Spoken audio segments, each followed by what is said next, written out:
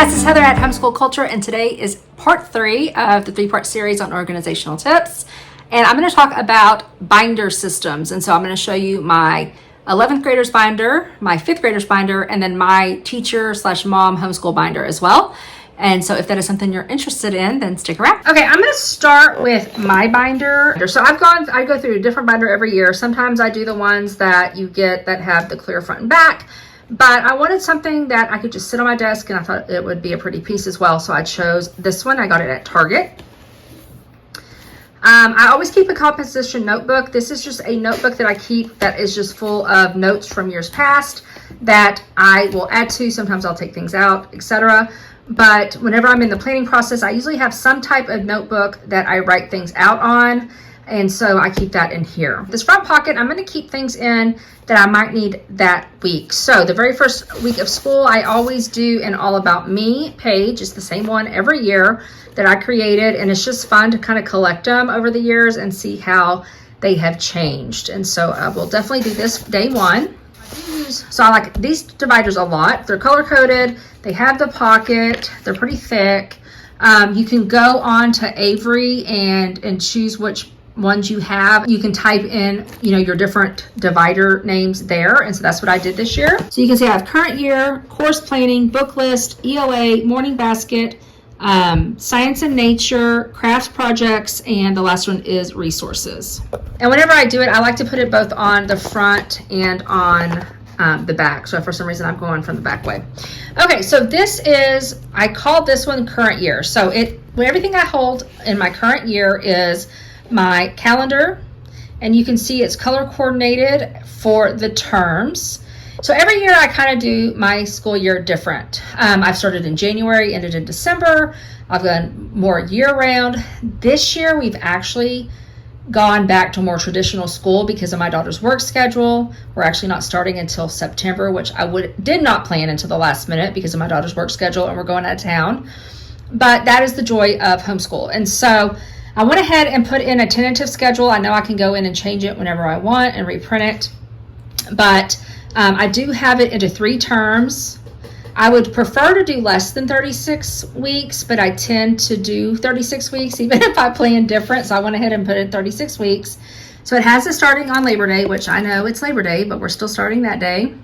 And we will be finishing June 25th. That is with different chunks throughout the homeschool, taking off here and there. So the homeschool verse I decided to do this year was, if any of you lacks wisdom, let him ask of God, who gives it to all liberally and without reproach, and it will be given to him. And that's James 1:5. So I thought that'd be a great, verse to go by this year.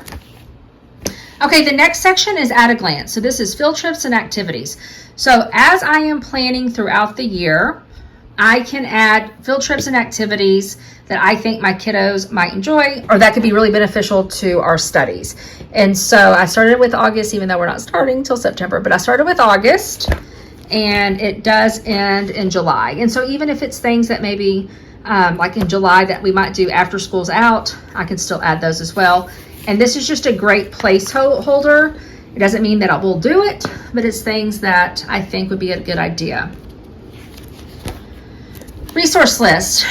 So throughout the year, just from watching YouTube videos, talking to other homeschool moms, things like that, I'll come across different curriculums, games, supplies, schoolroom things I might want for my schoolroom, anything that doesn't fit into those categories. And I'm like, ooh, I'm going to want that. And so sometimes I can just put it like on my Amazon wish list, but sometimes I don't have that luxury. And so, because it's not on Amazon. And so I went ahead and created this as something that I can go in and, write what it is and where it's at, where it's located, and it'll just remind me. So whenever I'm ready to purchase things, I can go to this resource list and look.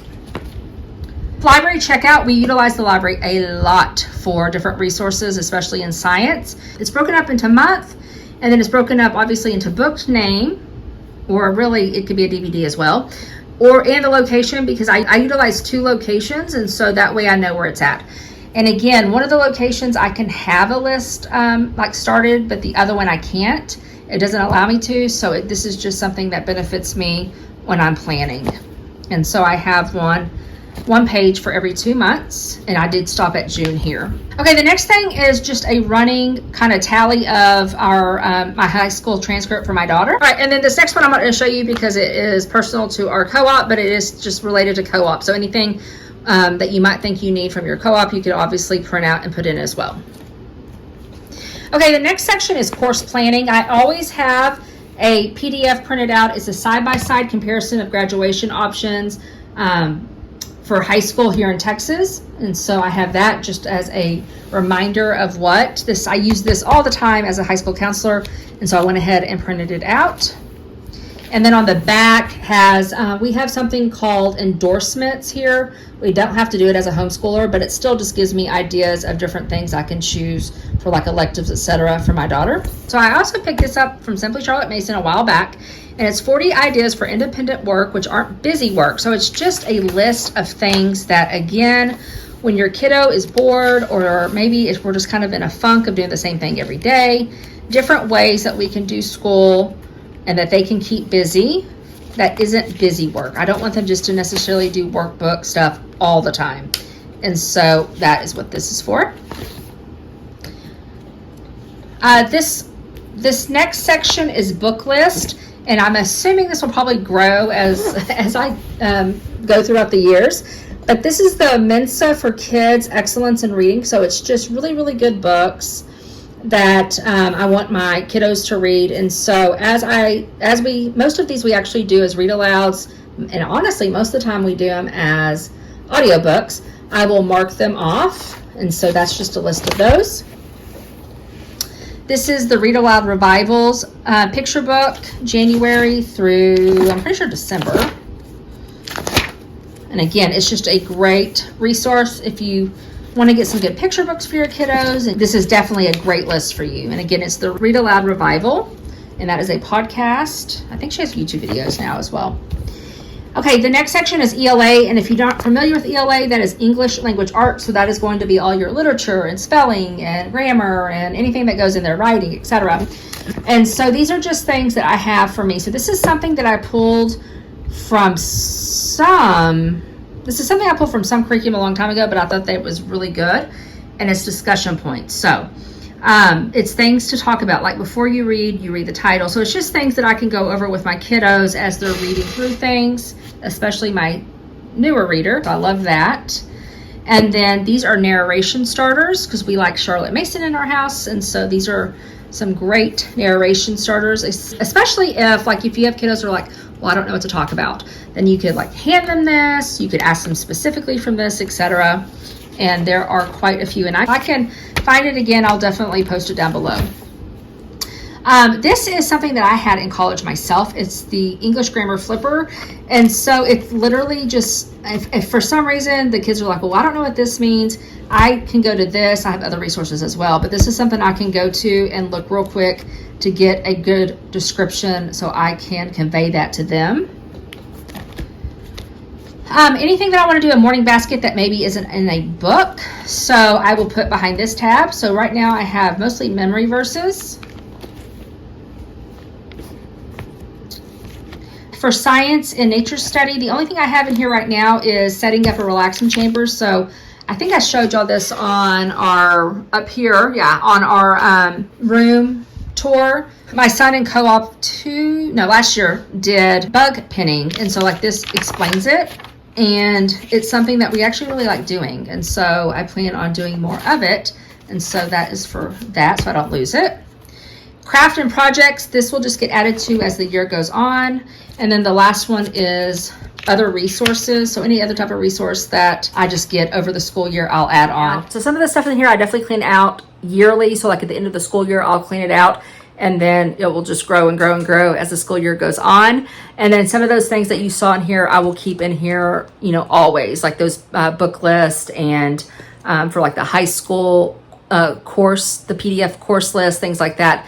I keep those in all the time. So this just helps keep me organized, and I know where everything is, so I don't just have loose paper here, loose paper there. That's why I like the dividers with the pockets, because sometimes it might be a pamphlet or you know, who knows what, but it might not be necessarily just like a normal sheet of paper. So I can just put it in the divider, and it literally just goes right here on my desk. Okay, so these are my sons and my daughters. She's going into 11th grade. He's going into 5th grade. Normally I'll put some type of picture or something, their name, their grade, and the school year. And then I will just keep this with all of their lesson plans that I actually keep. We don't have to keep records here in Texas, but I do keep those records. And I usually just keep this kind of as in the front, as well as that all about me I showed you in my folder. And so this is a, oh, I can't remember the name of it, an indigo bunting. It's a type of bunting, one of the birds that my daughter really likes. And then this is Sasquatch. And if you can see maybe right there, that little guy right there, he's our mascot. The little Sasquatch is our mascot. So he was like, let me just have that this year. So we went ahead and put that in there. Okay, in the front of hers is her schedule. So this will be week 1. And this is something that I print out. I've done videos on it on the past. If it's something that you want further explanation or more video on, I'll be happy to do that, because that's kind of my jam. I love working with Excel. I do not use a written planner. I do everything in Excel just because it's quick. And then I also kind of just did like a handwritten note right here of how I want her to turn things in. And so I kept that in there. So until she gets the hang of what I want this year, she will have that. Okay, this is just a composition book that she writes in sometimes, so I left that in there. This is honestly something she probably could keep in her room. Loose notebook paper, because she uses that a lot.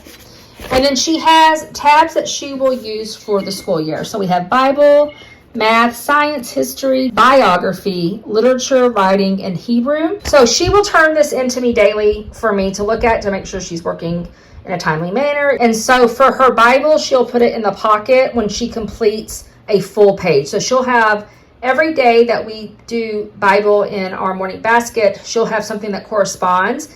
And once that sheet gets filled up, she'll put the sheet in here for me to look at. She'll put in her daily math completed assignment, again in here. And then after I look at it and grade it, I will put it in here. I also have some things from last year that we printed out that are just really good resources. I have this map flipper for her as a good resource. This star, this is from Texas specifically, but it is a reference guide that the 8th grade mathematics is able to use. So like slope intercept form, just different formulas. So I put that in there. And you can see some more on the back for Algebra 1. Is this all for Algebra 1? Yeah, so that was 8th grade and this is for Algebra 1. And so that's how we're utilizing that. For science, she'll put all of her notes and reviews in here. For history, she's doing written narration, so she'll put a written narration in here. And then biography, she is going to do a written narration for each chapter she reads for her biography, but she will do like a book report, and so she'll put those in there. Literature, she'll do written narrations. Writing, she'll do any of the writing assignments that she has, you know, first drafts, final drafts, etc., all of that. And then here are just some handouts and some resources that I've picked up along the way that she can use. And so like that's grammar, so punctuation rules, pronouns, rules for titles, subject, verb agreements, capitalization rules, the of error, frequently misspelled words, proofreading. So whenever I go back and I proofread and I put these marks, she's like, what does that mean, Mom? She'll know what it means. And then ly adverb list. I think we got that from IEW. Sometimes she wants to practice her cursive. She's been doing this for years, but I went ahead and put that in there just so she has it. And then starting with the Hebrew, we're starting that this year, and so this is just the first handout that we're going to kind of go over based on the alphabet. So I put that in there as well. And so that is her binder. So again, she will put her completed work in the binder, bring the binder to me at the end of the day, and then that will allow me to just look through it. Of course, I'll need to grade the math and make sure that she's moving along, you know, at a consistent speed for her work. Now, his is not going to be that extensive. He's going to 5th grade. If you heard me speak about it before, he is dyslexic. He has ADHD. He needs to work on his executive function skills, which is why we're doing this. Dysgraphia, dyscalculia. So long story short, I try to put in place as much things that I can to help him. Executive function is a big one with him. And so I'm putting this in place so that he has something to pick up that is his, and he knows, okay, so when we first go through, like the very first part of the day, he goes in and he writes his, and we're doing this in cursive this year, he'll write his first and last name in cursive, and he'll write the date in cursive, starting with the day of the week, the month, the day of the month, and the year. And so we are doing that this year, and he will be doing it in cursive, and so he'll know to get his notebook, and he'll just have a running, he'll just do that until this page is full, etc. Then he has his list as well.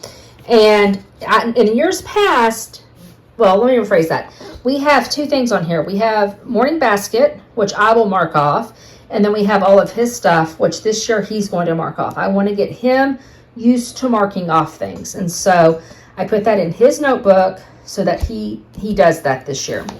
I haven't put the tabs on yet because I'm still kind of working on how I want to set this up, because like I said on the last video, most of his work is there. At first I thought, okay, I'll take everything out of the workbooks and put the daily work in the folder and he can do that. It just didn't work out that way. A lot of them were double spreads, etc. And that works for us. And so I decided I'm going to make this more of a resource book for now. So if we're talking about place value and he can't remember, then I can pull up this place value chart. Here's his addition facts and his subtraction facts. Here are his timetables. These are things. Here's his hundreds board. So these are just math resources. As we get into more of his writing and stuff, we will be adding like a writing section. We'll be adding a science section. He is going to utilize these notebook pages for like science, where he draws something that we're talking about and then writes about it. And so we will start, adding those into the mix. I'll probably do science for red. History, he does oral narration. We're probably getting to the point where I need to really, really start writing the oral narration. And so, and I might even have him write a sentence, just a sentence of the history, and maybe start adding that in here. And then this last one is all for writing.